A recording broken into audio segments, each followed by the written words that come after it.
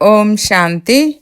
August 5వ తారీఖు 2024 ఉదయం మురళి. ఓం శాంతి. బాబ్దాదా మధువనము. ఈరోజు మధుర మహావాక్యాలు. బాబా చెప్తున్నారు, మధురమైన పిల్లలు, మీలో ఎవరైతే మొత్తం విశ్వమంతటికీ సేవ చేస్తారో, అనేక మందిని తమ సమానంగా తయారు చేస్తారో, విశ్రాంతి ప్రియులు కాని వారో, వారే నిజాయితీ పరులు. ప్రశ్న: బ్రాహ్మణ పిల్లలైన మీరు ఏ మాటలు ఎప్పటికీ మాట్లాడలేరు?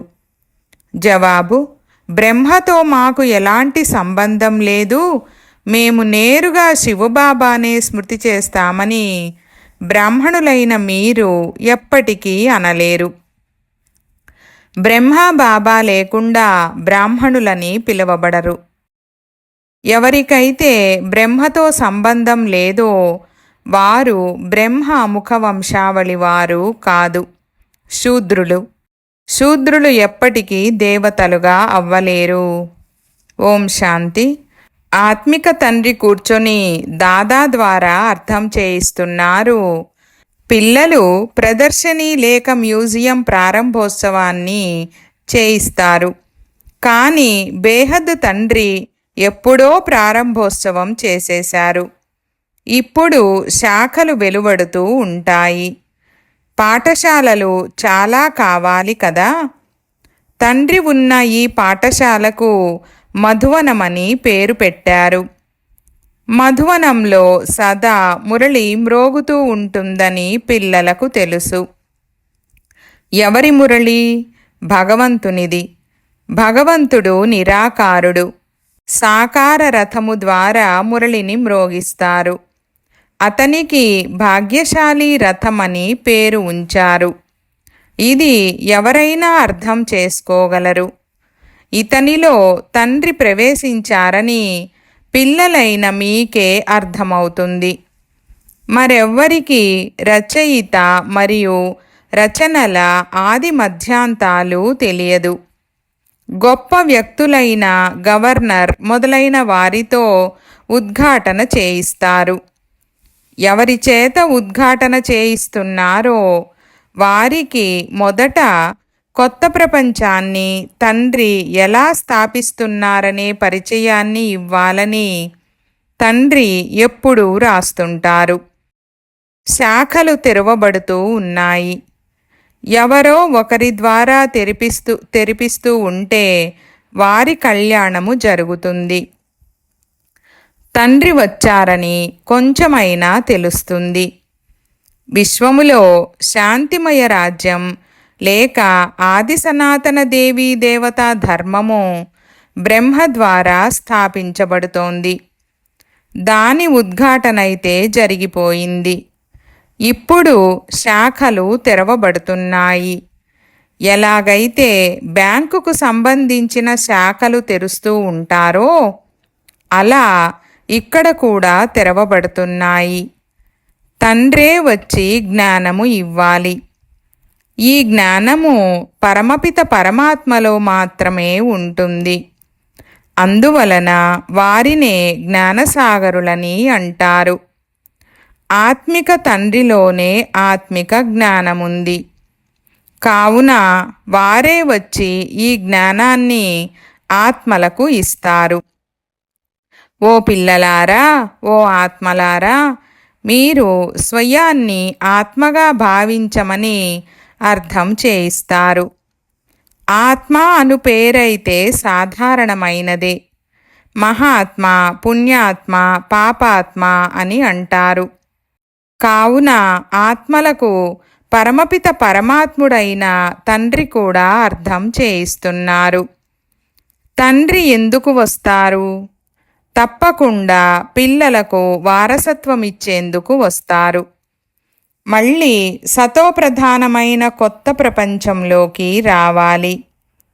ప్రపంచ చరిత్ర, భూగోళము పునరావృతమవుతుందని అంటారు. కొత్త లేక పాత ప్రపంచము మనుషులదే. కొత్త ప్రపంచాన్ని రచించేందుకు నేను వచ్చానని తండ్రి చెప్తున్నారు. మనుషులు లేకుండా ప్రపంచం ఉండదు.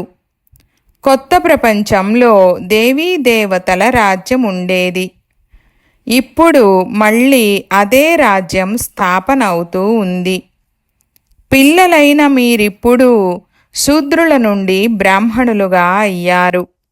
మళ్ళీ మిమ్మల్ని బ్రాహ్మణుల నుండి దేవతలుగా చేసేందుకు వచ్చాను.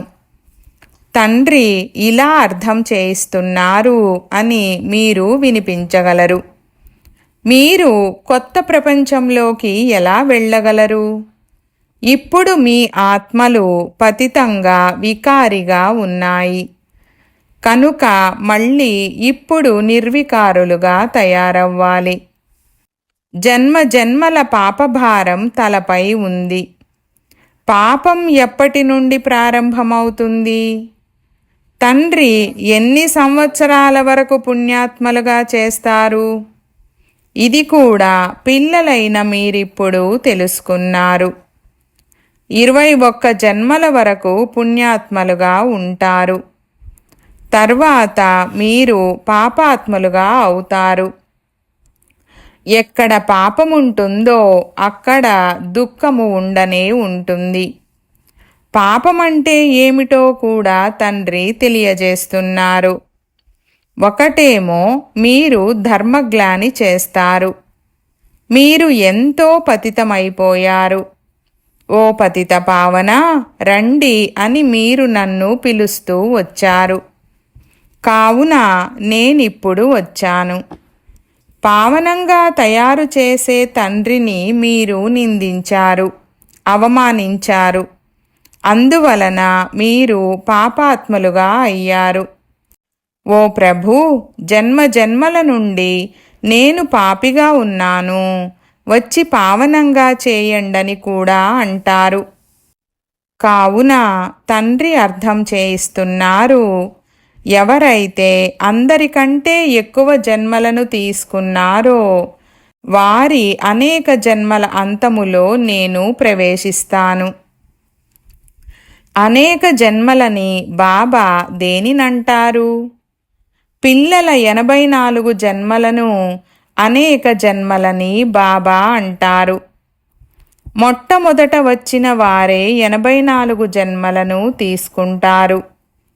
మొదట ఈ లక్ష్మీనారాయణులే వస్తారు. నరుని నుండి నారాయణునిగా అయ్యేందుకే మీరు ఇక్కడకు వస్తారు. సత్యనారాయణ కథను కూడా వినిపిస్తారు. ఎప్పుడైనా ఎవరైనా సీతారాములుగా అయ్యే కథను వినిపించారా? వారిని నిందించారు. నరుని నారాయణునిగా, నారిని లక్ష్మిగా తండ్రి తయారు చేస్తారు. వీరిని ఎప్పుడు ఎవ్వరూ నిందించరు. నేను రాజయోగాన్ని నేర్పిస్తానని తండ్రి చెప్తారు. విష్ణువు 2 రూపాలే ఈ లక్ష్మీనారాయణులు. చిన్నతనంలోనే వీరే రాధాకృష్ణులు. వీరు సోదర సోదరీలు కాదు. వేరువేరు రాజులకు పిల్లలుగా ఉంటారు. ఆ మహారాజకుమార మహారాజకుమారిగా ఉన్న వారిని వారి స్వయంవరం జరిగిన తర్వాత లక్ష్మీనారాయణులని పిలుస్తారు. ఈ విషయాలన్నీ ఏ మనుషులకు తెలియదు. కల్పక్రితము ఈ విషయాలన్నీ ఎవరి బుద్ధిలోనైతే కూర్చున్నాయో ఇప్పుడు కూడా వారి బుద్ధిలోనే కూర్చుంటాయి. ఈ లక్ష్మీనారాయణులు, రాధాకృష్ణులు మొదలైన వారందరి మందిరాలు ఉన్నాయి. విష్ణువుకు కూడా మందిరముంది. దీనినే నరనారాయణ మందిరమని అంటారు. లక్ష్మీనారాయణులకు వేరువేరు మందిరాలు కూడా ఉన్నాయి. బ్రహ్మకు కూడా మందిరముంది. బ్రహ్మదేవతాయ నమః అన్న తర్వాత శివ పరమాత్మాయ నమః అని అంటారు.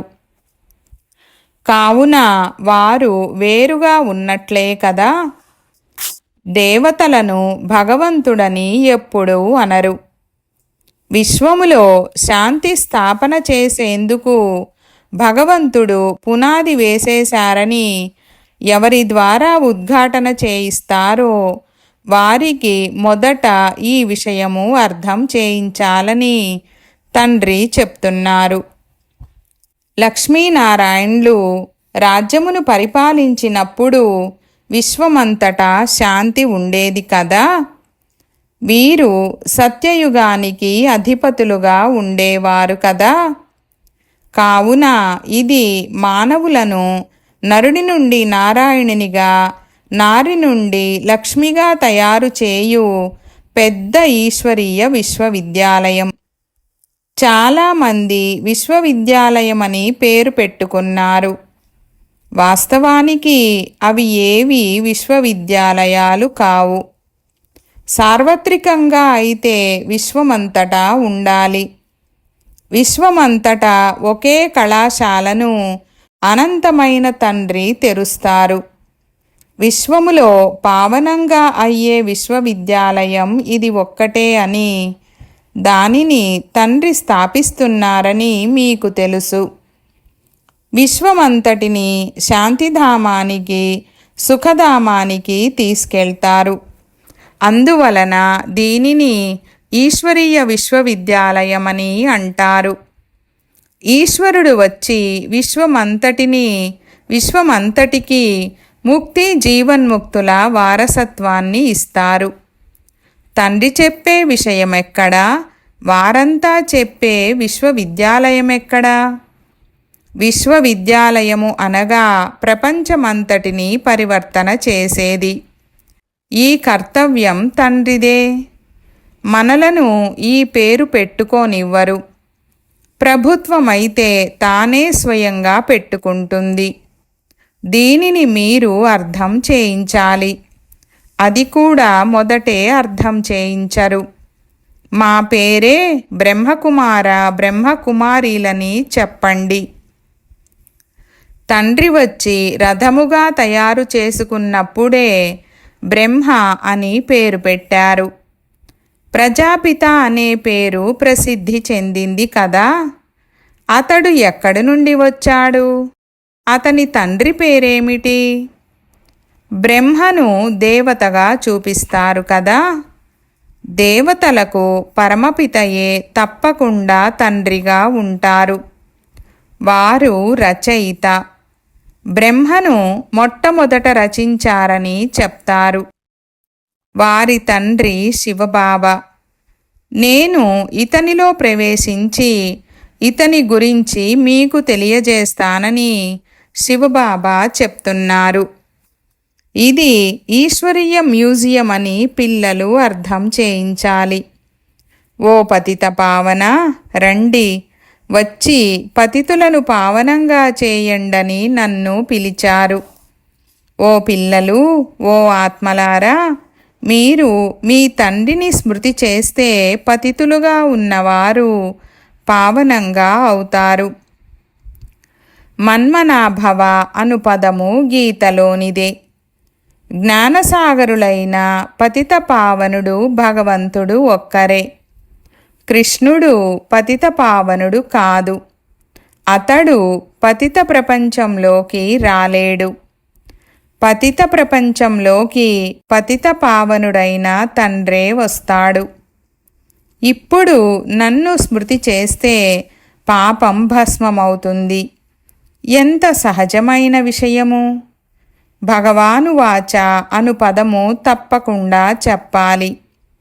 కామము మహాశత్రువని పరమపిత పరమాత్మ అర్థం చేయిస్తున్నారు. మొట్టమొదట నిర్వికారీ ప్రపంచంగా ఉండేది. ఇప్పుడు వికారీ ప్రపంచంగా ఉంది. ఇక్కడ దుఃఖమే దుఃఖముంది. నిర్వికారులుగా ఉంటే మళ్ళీ సుఖమే సుఖముంటుంది.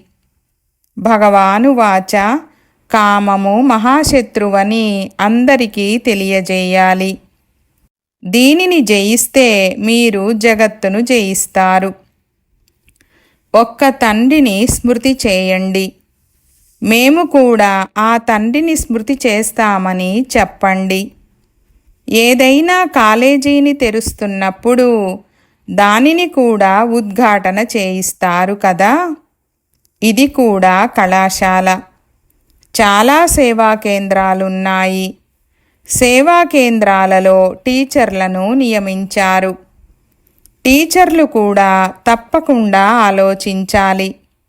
బాబా కొత్త కొత్త సేవా కేంద్రాలలో మంచి మంచి బ్రాహ్మణీలను ఉంచుతారు. అందువలన త్వరగా తమ సమానంగా ఇతరులను తయారు చేసి తర్వాత ఇతర కొత్త కొత్త సేవా కేంద్రాలకు సర్వీసు చేసేందుకు పరిగెత్తాలి. ఎవరెవరు మురళిని బాగా చదివి వినిపిస్తారో, అర్థం చేయిస్తారో వారిని చూసి మీరిక్కడ ఉండి క్లాస్ చేయమని చెప్తారు. ఈ విధంగా అభ్యాసం చేయించి వారిని కూర్చోబెట్టి ఇతర సేవా కేంద్రాలను స్థాపించేందుకు వెళ్ళిపోవాలి. ఒక సేవా కేంద్రాన్ని తయారు చేసి తర్వాత వెళ్ళి మరొక సేవా కేంద్రాన్ని తెరవడం బ్రాహ్మణీల కర్తవ్యం. ఒక్కొక్క టీచరు 10-20 సేవా కేంద్రాలను స్థాపన చెయ్యాలి. చాలా సర్వీసు చెయ్యాలి. దుకాణాలు తెరుస్తూ తమ సమానంగా తయారు చేసి ఎవరినైనా పెడుతూ వెళ్ళాలి. ఎవరినైనా తమ సమానంగా తయారు చేసి ఇతర సేవా కేంద్రాలను తెరవాలని మనసులో ఉండాలి. కానీ ఇంత నిజాయితీగా ఉన్నవారు చాలా అరుదుగా ఉంటారు. విశ్వమంతటికి సేవ చేయు వారినే నిజాయితీ పరులని అంటారు. ఒక సేవా కేంద్రాన్ని తెరిచి తమ సమానంగా తయారు చేసిన తర్వాత మరొక స్థానంలో సేవ చేయాలి. ఒకే స్థానంలో అతుక్కొని ఉండరాదు. ఒకవేళ ఎవరికైనా అర్థం చేయించలేకపోతే ఇతర సేవలు చేయండి. ఇందులో దేహాభిమానము ఉండరాదు. నేను గొప్పింటి అమ్మాయిని, ఈ పని ఎలా చేసేది? మాకు బాధ కలుగుతుంది. కొద్దిగా పని చేసినా చాలా దుఃఖిస్తారు. ఒళ్ళు నొప్పులని బాధపడుతుంటారు. దీనిని దేహాభిమానమని అంటారు. కొద్దిగా కూడా అర్థం చేసుకోరు. ఇతరులకు సర్వీసు చెయ్యాలి కదా. బాబా ఫలానా వారు మాకు అర్థం చేయించారు, మా జీవితం బాగుపడిందని వారు కూడా బాబాకు రాయాలి. సర్వీసు చేసినందుకు రుజువు లభించాలి. ప్రతి ఒక్కరూ టీచరుగా తయారవ్వాలి. బాబా మా తర్వాత చాలామంది నిర్వహించేవారున్నారు. మేము చాలామందిని మా సమానంగా తయారు చేశాము. మేము సేవా కేంద్రాలను తెరుస్తూ వెళ్తామని పిల్లలు వారే స్వయంగా రాయాలి. అలాంటి పిల్లలను పుష్పాలని అంటారు. సర్వీసే చెయ్యకుంటే పుష్పాలుగా ఎలా అవుతారు? పూల తోట కూడా ఉంది కదా. ఉద్ఘాటన చేసే వారికి కూడా అర్థం చేయించాలి. మేము బ్రహ్మకుమార కుమారీలము. శూద్రుల నుండి బ్రాహ్మణులుగా అయ్యి దేవతలుగా అవుతాము. తండ్రి ఈ బ్రాహ్మణ కులమును మరియు సూర్యవంశము, చంద్రవంశ కులమును స్థాపన చేస్తారు. ఈ సమయంలో అందరూ శూద్రవర్ణానికి చెందినవారు. సత్యయుగంలో దేవతావర్ణానికి చెందినవారుండేవారు. తర్వాత క్షత్రియ, వైశ్యవర్ణము వారిగా అయ్యారు. పిల్లలు చాలా పాయింట్లు మర్చిపోతారని తండ్రికి తెలుసు. మొట్టమొదట బ్రాహ్మణ వర్ణము, ప్రజాపిత బ్రహ్మ సంతానం. బ్రహ్మ ఎక్కడి నుండి వచ్చాడు? ఇక్కడ బ్రహ్మ కూర్చొని ఉన్నాడు కదా. చాలా బాగా అర్థం చేయించాలి. బ్రహ్మ ద్వారా స్థాపన. ఎవరి స్థాపన? బ్రాహ్మణుల స్థాపన. తర్వాత వారికి శిక్షణనిచ్చి దేవతలుగా చేస్తారు. మనము తండ్రి ద్వారా చదువుకుంటున్నాము. వారు అర్జునునికి భగవాను వాచ అని రాసేశారు. అయితే అర్జునుడు ఎవరో ఎవ్వరికీ తెలీదు.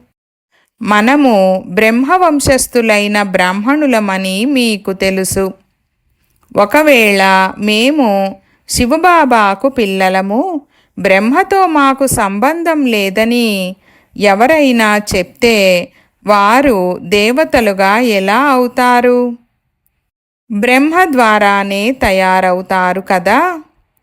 శివబాబా మీకు నన్ను స్మృతి చేయండని ఎవరి ద్వారా చెప్పారు? బ్రహ్మ ద్వారా స్మృతి చేయమని చెప్పారు కదా. ప్రజాపిత బ్రహ్మకు పిల్లలుగా ఉన్నారు కదా. బ్రహ్మకుమార కుమారిలని పిలువబడుతున్నారు. మనము బ్రహ్మ సంతానం కావున తప్పకుండా బ్రహ్మ గుర్తుకు వస్తాడు. శివబాబా బ్రహ్మ తనువు ద్వారా చదివిస్తారు. బ్రహ్మబాబా మధ్యలో ఉన్నారు. బ్రాహ్మణులుగా అవ్వకుండా దేవతలుగా ఎలా అవ్వగలరు? నేను ఏ రథములో వస్తానో అతనిని కూడా తెలుసుకోవాలి. బ్రాహ్మణులుగా తయారవ్వాలి. బ్రహ్మను బాబా అని పిలవకపోతే పిల్లలుగా ఎలా అవుతారు? స్వయాన్ని బ్రాహ్మణులుగా భావించకుంటే శూద్రులుగా ఉన్నట్లే. శూద్రుల నుండి వెంటనే దేవతలుగా అవ్వడం చాలా కష్టము. బ్రాహ్మణులుగా అయ్యి శివబాబాని స్మృతి చేయకుండా దేవతలుగా ఎలా అవ్వగలరు? ఇందులో తికమకపడే అవసరం కూడా లేదు. తండ్రి ద్వారా ఉద్ఘాటన జరిగిపోయిందని ఉద్ఘాటన చేసే వారికి కూడా అర్థం చేయించాలి. కేవలం తండ్రిని స్మృతి చేస్తే పాపాలు సమాప్తమవుతాయని మీకు కూడా తెలుపుతున్నాము. ఆ తండ్రే పతిత పావనుడు. మీరు మళ్ళీ పావనమై దేవతలుగా అవుతారు. పిల్లలు చాలా సర్వీసు చేయగలరు. మేము తండ్రి సందేశాన్ని ఇస్తున్నామని చెప్పండి. ఇప్పుడు చేయండి, చేయకపోండి మీ ఇష్టం. మేము సందేశాన్నిచ్చి వెళ్తాము. మరే విధంగా పావనంగా అవ్వనే అవ్వరు. తీరిక ఉన్నప్పుడు సర్వీసు చేయండి. సమయమైతే చాలా లభిస్తుందని వారికి చెప్పండి. మంచిది. मीठे मीठे सिकीलधे बच्चों प्रति मात पिता बाप दादा का याद प्यार और गुड मॉर्निंग। रूहानी बाप की रूहानी बच्चों को नमस्ते। हम रूहानी बच्चों की रूहानी बाप दादा को याद प्यार गुड मॉर्निंग और नमस्ते नमस्ते बाबा नमस्ते। धारण కొరకు ముఖ్య సారము 1వ పాయింట్. కొత్త కొత్త సేవా కేంద్రాలను వృద్ధి చేసేందుకు ఇతరులను తమ సమానంగా చేసే సేవ చేయాలి. సేవా కేంద్రాలను తెరుస్తూ వెళ్ళాలి. ఒకే స్థానములో కూర్చుండిపోరాదు. 2వ పాయింట్. పూల తోటను తయారు చేయాలి. ప్రతి ఒక్కరూ పుష్పంగా తయారై ఇతరులను తమ సమానంగా పుష్పాలుగా తయారు చేయాలి. ఏ సేవలోనూ దేహాభిమానము రాకూడదు. వరదానము. అన్ని పదార్థాల ఆసక్తుల నుండి భిన్నంగా అనాసక్తులుగా అయ్యే ప్రకృతి జీతు భవ. వివరణ. ఏదైనా ఒక పదార్థము కర్మేంద్రియాలను విచలితం చేసినా అనగా ఆసక్తి భావాన్ని ఉత్పన్నం చేసినా కూడా అతీతంగా అవ్వలేరు. కోరికలే ఇష్టాలే ఆసక్తుల రూపము. చాలామంది నాకు కోరిక లేదు కానీ బాగుందనిపిస్తుందని అంటారు. ఇది కూడా సూక్ష్మమైన ఆసక్తి. కనుక ఈ పదార్థము అనగా అల్పకాలిక సుఖ సాధనాలు ఆకర్షించడం లేదు కదా అని చాలా సూక్ష్మ రూపంలో లోతుగా చెక్ చేసుకోండి. ఈ పదార్థాలు ప్రకృతి యొక్క సాధనాలు. వీటి నుండి అనాసక్తులుగా అనగా అతీతంగా అయినప్పుడే ప్రకృతి జీతులుగా అవుతారు. స్లోగన్: నాది నాది అనే జంజాటాన్ని వదిలి అనంతంలో ఉండండి. అప్పుడు మిమ్మల్ని విశ్వకళ్యాణ